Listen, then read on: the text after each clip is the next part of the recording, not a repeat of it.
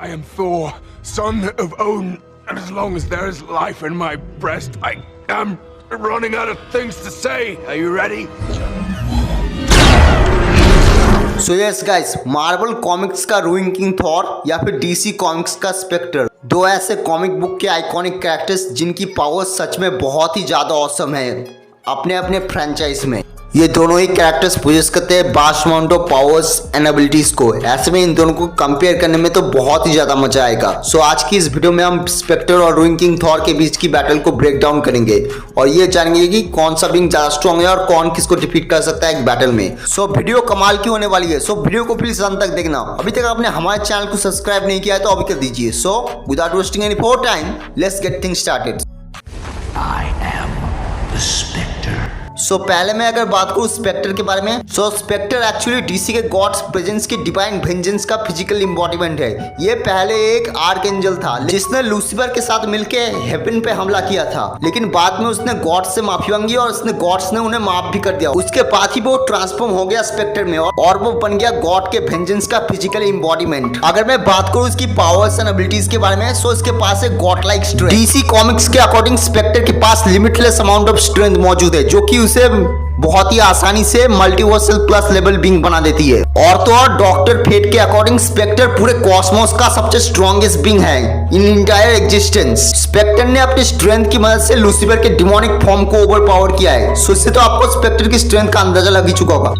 सो Spectre के पास है super human speed. सो Spectre light की स्पीड से 100 बिलियन टाइम ज्यादा फास्ट है। उसके पास है नियरली लिमिटलेस कॉस्मिक एनर्जी। इसके अलावा भी वो मास्टर है in magic and cosmic energy manipulation. अब स्पेक्टर बहुत ही आसानी से मल्टीवर्स तक को क्रिएट कर सकता है, वो भी अपने कॉस्मिक एनर्जी मैनिपुलेशन की मदद से। इसके अलावा भी स्पेक्टर टाइम को मैनिपुलेट कर सकता है, वो भी बहुत ही आसानी से। वो टाइम में आगे या पीछे कहीं पे भी जा सकता है और टाइम तो उसके लिए कुछ है भी नहीं, कॉज की वो एक आर्कएंजल है, वो टाइम के से परे है। उसकी ड्यूरेबिलिटी भी बहुत ही ज्यादा एक्सट्रीमली ऑसम है। उसने सुपरमैन के पंचेस को विथस्टैंड किया है जो कि मल्टीवर्स तक को डिस्ट्रॉय कर सकते थे।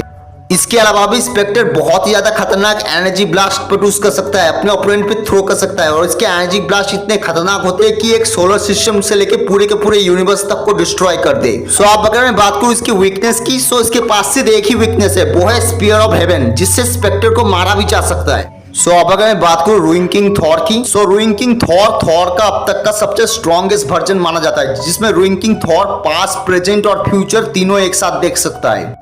रूइंग किंग थॉर के पास फुल कंट्रोल है ओडिन फोर्स और रूइन मैजिक का, जिसकी मदद से वो स्ट्रॉन्ग से स्ट्रॉन्ग बीइंग्स की उसकी एग्जिस्टेंस से इरेज कर सकता है, यहाँ तक कि वो बड़े से बड़े डायमेंशन के एग्जिस्टेंस को इरेज कर सकता है। अगर मैं बात करूं उसकी फिजिकल स्ट्रेंथ की, सो इसने ट्री ऑफ लाइफ को डिस्ट्रॉय किया है जिसमें 10 यूनिवर्स समाये थे, लेकिन रूइंग किंग थॉर ने उसे बस अपने एक स्ट्राइक में ही डिस्ट्रॉय कर दिया। इसके अलावा भी उसके एनर्जी ब्लास्ट भी बहुत ही ज्यादा खतरनाक है। कॉमिक में तो एक बार रूइंग किंग थॉर के एक छोटे से एनर्जी ब्लास्ट ने 60 से ज्यादा सेलेस्टियल का खात्मा कर दिया था। इसके अलावा भी इसकी स्पीड भी बहुत ज्यादा है, वो लाइट की स्पीड में ट्रैवल कर सकता है स्पेस में, वो टेलीपोर्टेशन भी कर सकता है, कहीं पे जाने के लिए आप पोर्टल्स को भी क्रिएट कर सकता है। रूइंग किंग थॉर ने अकेले डिफीट किया है शैडो गॉड्स को और ये सारे के सारे शैडो गॉड्स बहुत ही ज्यादा स्ट्रॉन्ग थे और रूइंग किंग थॉर ने उसे सिर्फ हराया ही नहीं, उनका एग्जिस्टेंस ही जड़ से मिटा दिया था। और रूमर्स के अकॉर्डिंग उनमें से एक shadow God one of the wall की शैडो था, उसके पास यूनिवर्सल अवेयरनेस भी है। जब ट्री ऑफ लाइफ को थॉर ने डिस्ट्रॉय किया था तब सारे के सारे एसगार्डियन की एग्जिस्टेंस ही जड़ से मिट गए थे, लेकिन शॉकिंग चीज ये थी कि थॉर